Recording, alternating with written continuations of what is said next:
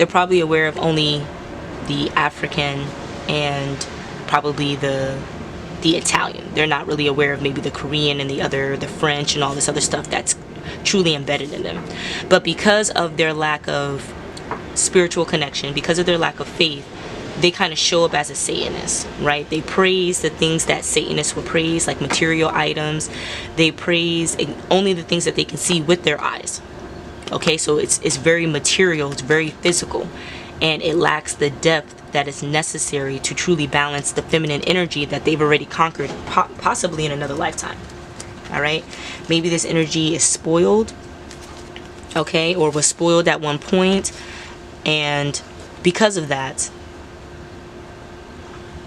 oh, okay, so they were spoiled at one point in their life. They had really long hair, or they had like full hair, and this was their connection. So they were able to speak to their guides. They were able to truly like dive into their clairvoyances, or their other clairs. Unfortunately, they decided to get a bit pompous throughout it, right? Feel like, you know, there's really no sense of togetherness. There's no sense of collective. It's a sense of only self. So maybe this person's a Leo. I'm gauging like the sun revolves around them. It could be Leo vibes, right? But this person really moves as if everyone around them is a peasant, and that's probably why their spiritual gifts were revoked. Okay, so let's actually get into the general read cards, because these are the descriptive ones, so you can kind of see how this energy is showing up, or who this energy can transform into. Okay, because we got the transformer card that dropped down. Let's see here.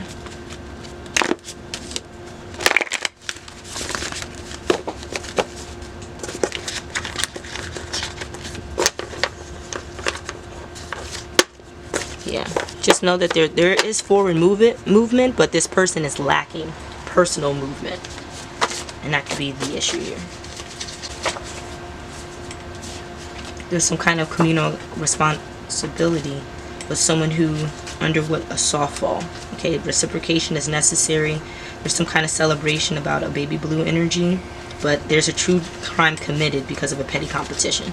People are playing possum, caught in the act, but they need to cut it out, because whatever gypsy energy that they're offering is not going to prevail. Okay, so there's some kind of Sagittarius and Taurus energy here, but respectfully, don't try it. Okay, the laughing is done, self-defense is activated, and this grandiose identity of being God's gift to the world is going to ruin whatever partnerships that they initially had to bring all of this chaos. Okay, then there's going to be some kind of romantic partnerships that's going to offer no apologies and just serve justice. All right, so that they can be in this fantasy or dreamlike energy without needing to use their intuition as much. Okay, so if any of that applies to you in any way, just know that the divine wanted me to offer no explanation outside of just reading the cards off to you.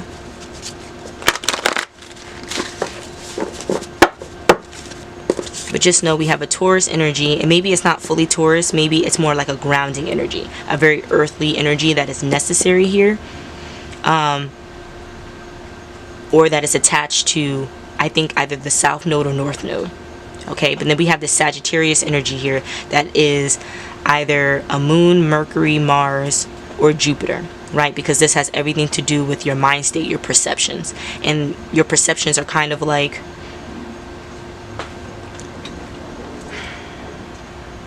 impulsive. And why are they impulsive? Because you are offered so much random information that you are called to use discernment and move and flow. So that is the definition of Sagittarius energy. Okay, we can tell with this tower moment with this cowardly energy I'm gauging. That's why this dog is trying to push so much loyalty, because of the cowardliness in this. It's just like, ugh. That's why the secrets have to be left in the past, because, you know, people are not going to stand by the consequences of their actions. It's like, it's best to just leave it in the past and keep it moving. Alright, so there's some kind of evergreen energy, and we know whenever we get that color, it speaks on envy and jealousy. Okay, but it's turned on its head because obviously the grass is not greener on the other side. This is with a Taurus energy. But again, the Taurus energy just means a lot of earthliness. So if we're talking about evergreen, not in the symbolic sense, but in the physical sense, on how the evergreen tree or other ferns are the only type of plants that are able to thrive in all type of seasons. It's like, just imagine if you were that person that was just top dog no matter what happened to you. That's literally what you're being called to do here. Being the chosen person in the collective. No matter what tower moment happens, no matter what is being offered to you, you are meant to prevail as if it is still the sunny season. It's not the easiest to do, but I mean, you wouldn't be called to do it unless you have the ability, have the capabilities. So, let's see, is there anything else we need to know here?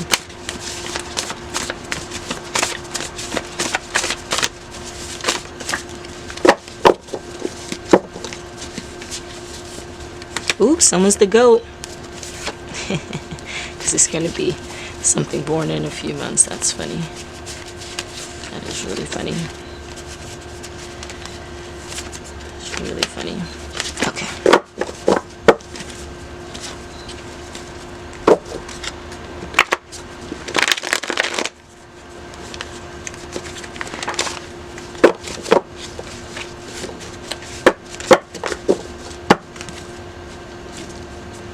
Ooh, someone has a model body, but it's not really acting very regal. Or maybe because the gray's in reverse, they have a model body, but they're not a model. Usually if the gray was in the upright, it's like how you are appearing to the world is actually how you are. So that could be the message there. The gray's in reverse, so it's like, it's not what you see, what you get type of thing. So there's a caregiver of the elderly, or someone who is elderly that needs some care to be given, and they're acting more like a fly. So what do flies symbolize? They symbolize gossip. Now, gossip that usually works in your favor. You know, people just have to spread your business or talk about your business a little bit for them to feel better. But oftentimes the divine allows them to understand a little bit more about your situation, understand a little bit more about how you are and how you show up, so that they aren't as negative about your situation. So again, the fly is annoying, right? Because who wants people in their business? But then also it's a positive because it is only meant to transmute the energy. Okay, and this could be with a Capricorn. So if you know any elderly that's a Capricorn, just know they ain't your business, but it's so that they can grow too in their older years, because who's going to be teaching them? They can't learn from nobody. They got to learn by experience. Okay, so we have some cat tarot, some spiritual communication. Now, we're not going to go to the cat tarot just because that I just got these new cards. They're reflective. Look how cool they are. Okay, so we're going to use these instead. And I haven't made a general read card for these yet, but I knew I definitely wanted to use them in this reading. And as you can see, they are so excited to be a part of this. Ooh, a little too much so. Okay. So what do we have here? Ooh. Too many. So we're going to try this again. What I love about these cards is that they are jam-packed with information, and so it's kind of like less is more type of thing.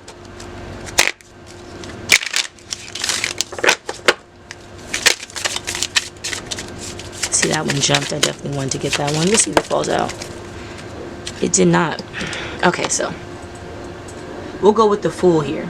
Okay, so the Fool is in Aquarius energy and it's in the upright. This symbolizes embarking on a new way of life, which involves some kind of physical journey. Now, we talked about already with the Mountain that in order for you to prevail in anything, you would have to go, triumph. Now, what happens with a mountain?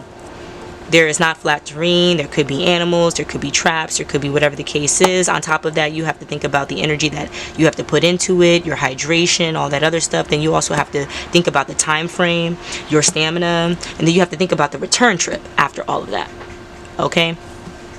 So it's like, in order for you to even go on a voyage like this, you have to remove the doubt in your mind, and that's basically what the Fool is all about. Okay, and for the first card for us to talk about is in the Major Arcana, is saying that like this is at the forefront of too many people's journeys and they're not understanding it.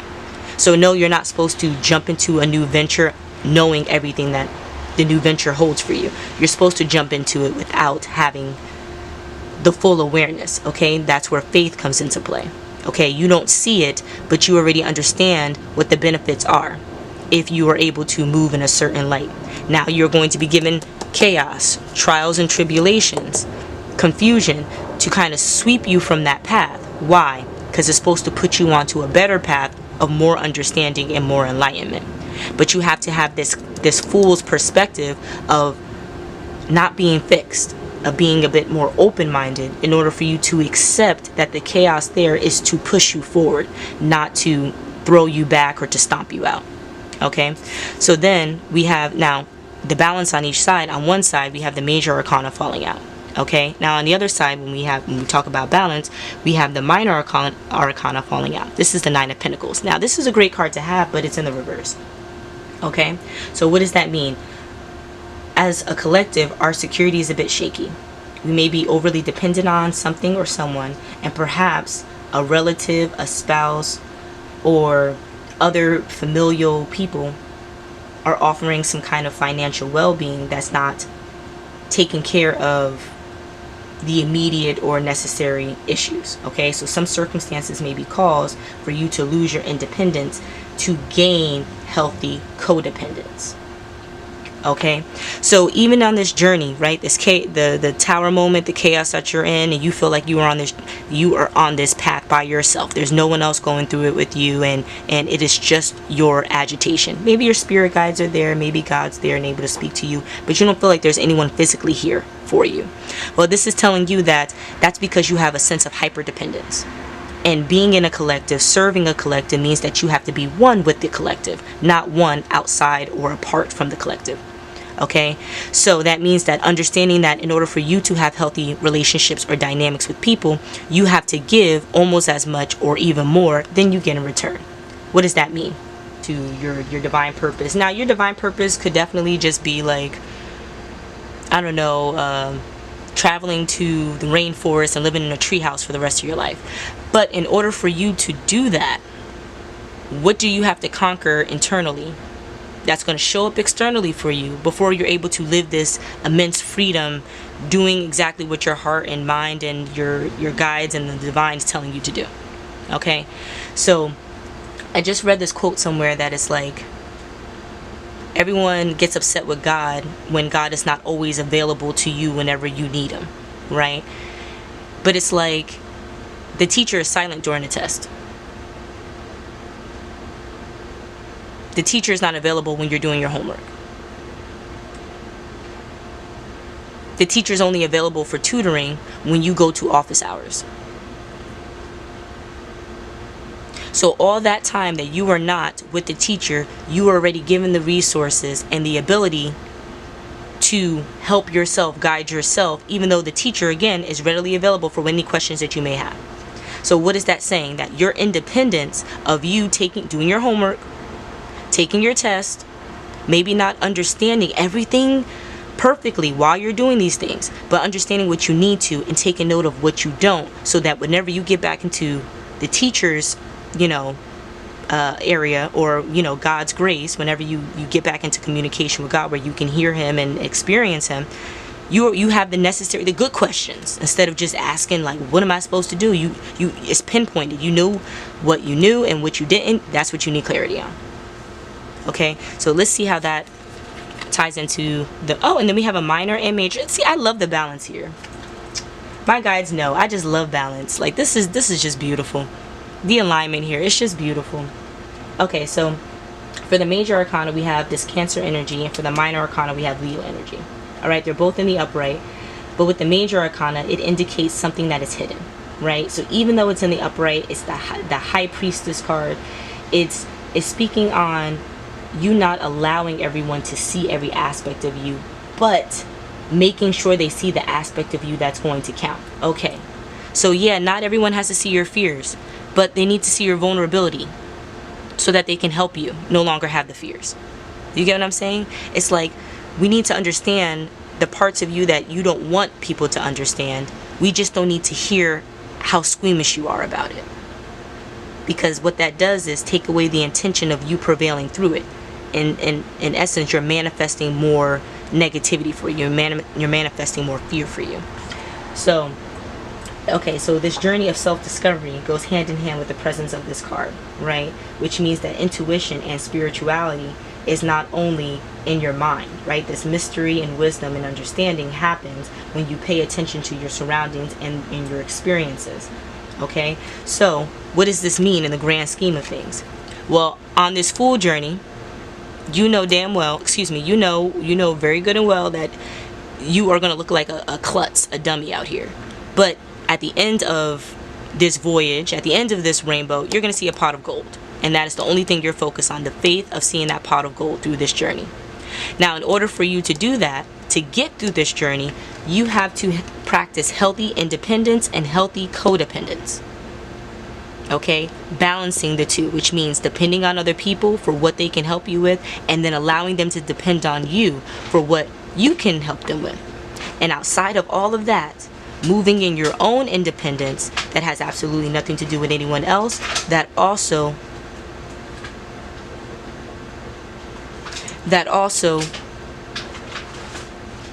I just love all of these interruptions,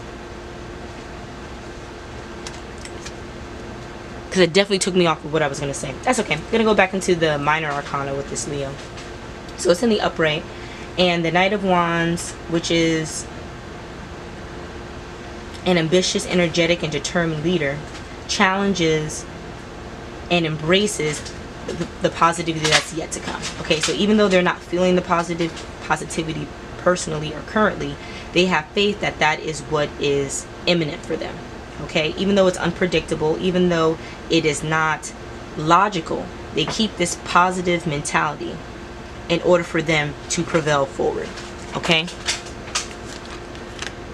so while you're going through this Fool's journey, you need to keep a positive mind state about utilizing others and letting others utilize you, and then also embarking on whatever purpose without anyone else there, and saying that you are just as successful.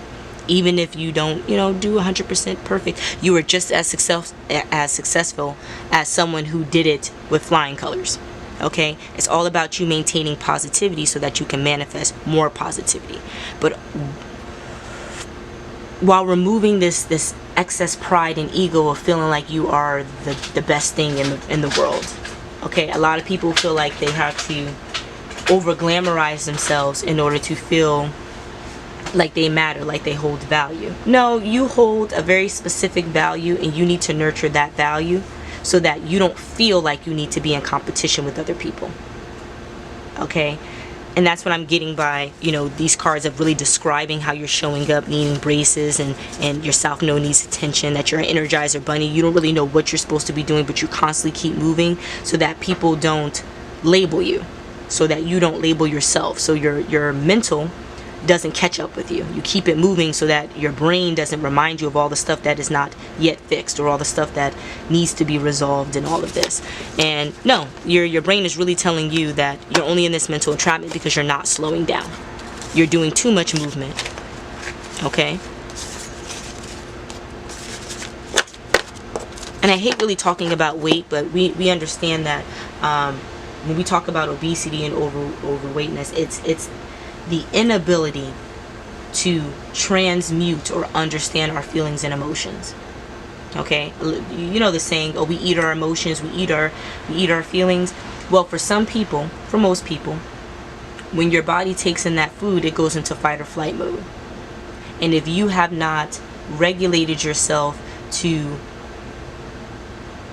understand emotions are not fight or flight, emotions are meant to digest like food, your body stops digesting. It's so crazy. Like when you don't digest your emotions, your body stops digesting food, and what it does, it just stores it.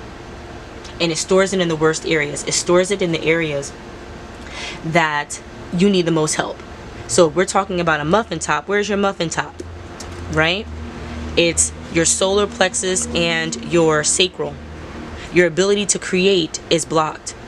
Your ability to feel comfortable and assured about your ideas and your path, about your creation, is blocked. Okay, well, what also happens when you're obese? Your neck. People could be like, the neck fat, the neck rolls. Well, that is your throat chakra. the inability for you to express your emotions, or express your emotions in a way that's easily understood by other people, express your emotions in a way that relieves you instead of excites or augments it or makes it worse, or whatever the case is. Okay, that's your throat chakra. It's blocked. Okay, people have fat head syndrome, where their head is a lot bigger than their body. They have really big face. It's not, you know, slender. It's really round. Well, third eye chakra, crown chakra, blocked. I mean, there's no reason why you're walking around with a pizza head. It's only because you are not truly digesting your emotions, so your food is not digesting in a way that is applicable to a healthy physique. Okay, because remember, we saw that model body come out, but how can you have this model body, or how can you not be fixated on a model body when you're obese and have a muffin top? That's going to be your number one focal point. But it's not about exercising. It's not about eating healthy. It's about coming to terms with your internal worlds and your external world, forcing them to align, and then thanking the divine for allowing you all the lessons, trials, and tribulations to gain that alignment. Now you walk around with a model body without a model career. Congratulations.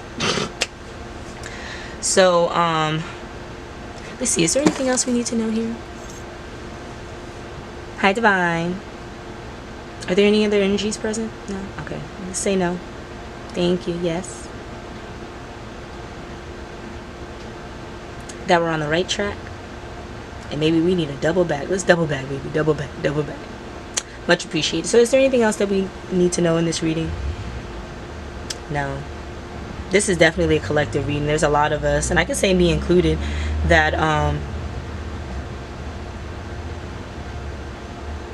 that don't really understand how our feelings, emotions, and personal life truly affect everything else around us. And once we understand that, we can have better discernment, better abilities, better opportunities, and better experiences after all of that. But it can't happen unless we come to terms with the fact that we're not in alignment, and we need to do everything possible to get into alignment. Yeah.